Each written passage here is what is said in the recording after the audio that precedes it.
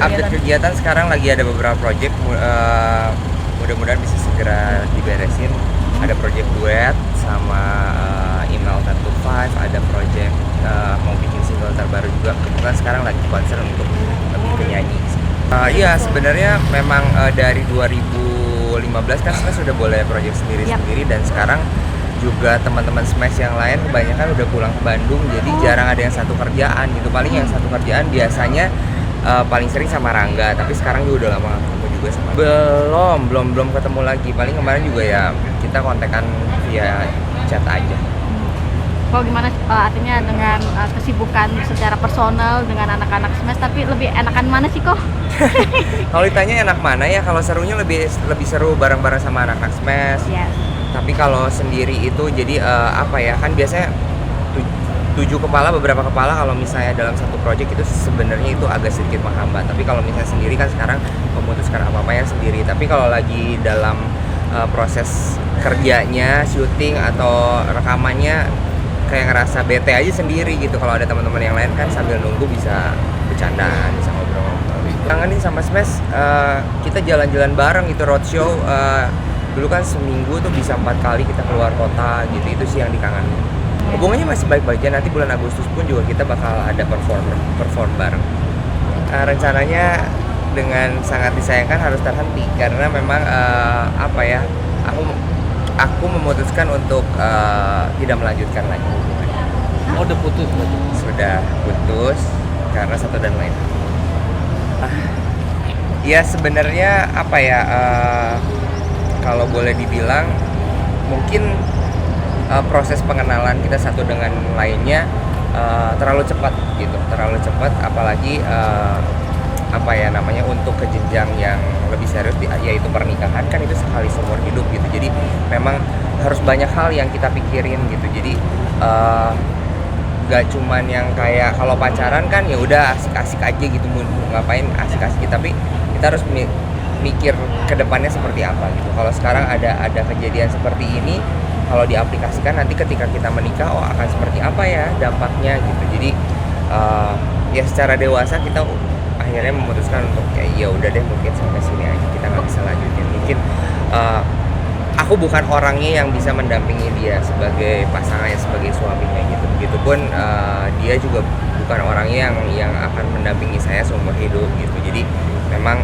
keputusannya juga sangat berat gitu, karena udah semua, maksudnya pihak keluarganya dia udah tahu, pihak keluargaku juga udah dengar kabar bahagia ini setelah sekian lama gitu. Maksudnya akhirnya aku memutuskan untuk menikah, tapi kan kita berdua yang jalanin. Jadi mereka sih ya sedih ada, aku pun juga sedih karena gagal menikah ini, tapi ya udahlah, memang harus jalan.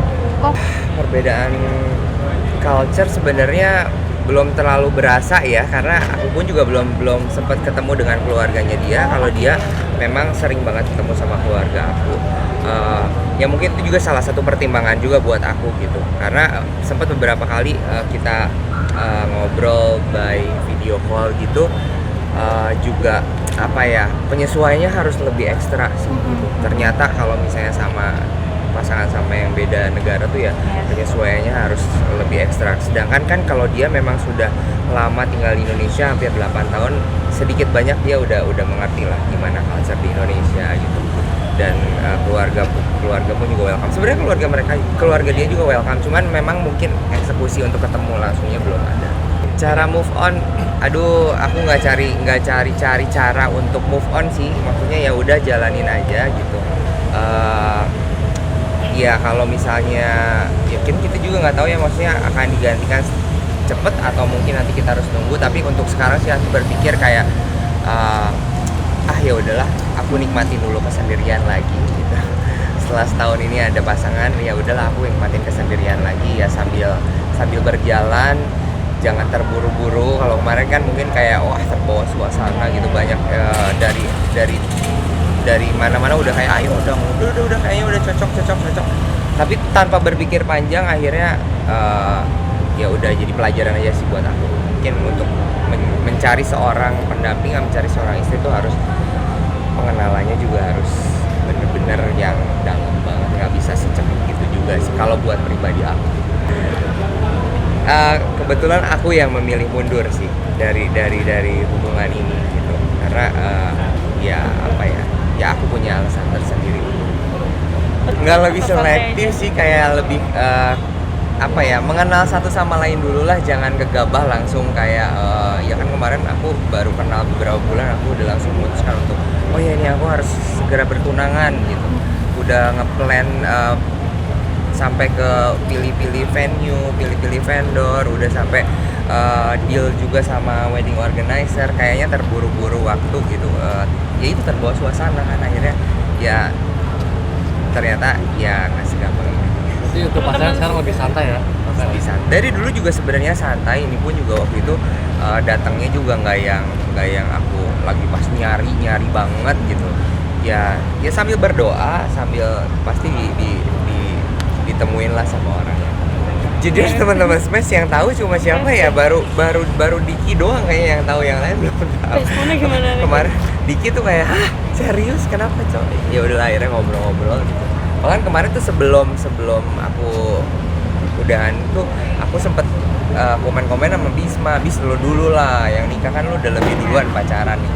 Enggak lah coy, lo dulu lah coy, kakak pertama gitu. Tapi ternyata sayangnya enggak ada. Oh nggak ada orang ketiga sama sekali, pribadinya dia pun juga sangat baik.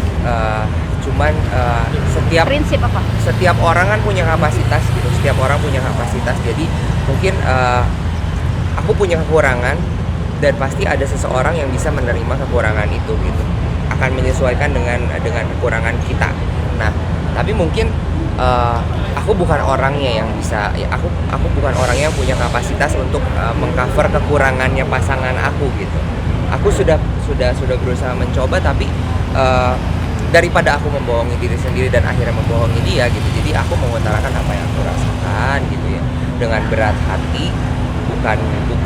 Bukan dia punya kesalahan yang seperti apa, tapi mungkin ya memang dari dua pribadi ini ya, kalau orang-orang bilang kan kalau pasangan tuh harus yang klik gitu, kayaknya ini nggak klik aja gitu, kliknya tuh nggak pas gitu. Jadi ya tapi aku yakin suatu saat nanti dia akan mendapatkan orang yang bisa punya kapasitas untuk menerima dia dengan apa adanya, menerima dia dengan baik gitu.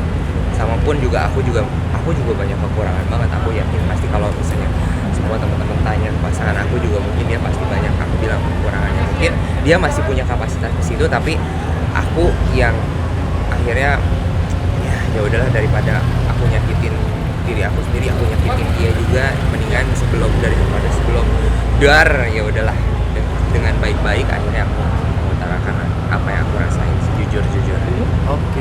Ya aku fokus aja lah sama kerjaan, fokus sama proyek-proyek yang ada gitu, mencari kesibukan, akhirnya kontak teman-teman lagi. Ya pasti kan kalau misalnya sekarang siapapun lah yang punya pasangan baru-baru pasti kan waktunya habis sama pasangannya gitu. Nah sekarang aku lebih ke kontakin lagi temen-temen gitu kan, butuhnya apa, gunanya temen tuh ketika lagi nggak ada pacar pasti diteleponin gitu. Akhirnya sekarang ketemu sama sahabat-sahabat lagi, menyibukkan diri, cari-cari hiburan-hiburan, bikin project apa gitu.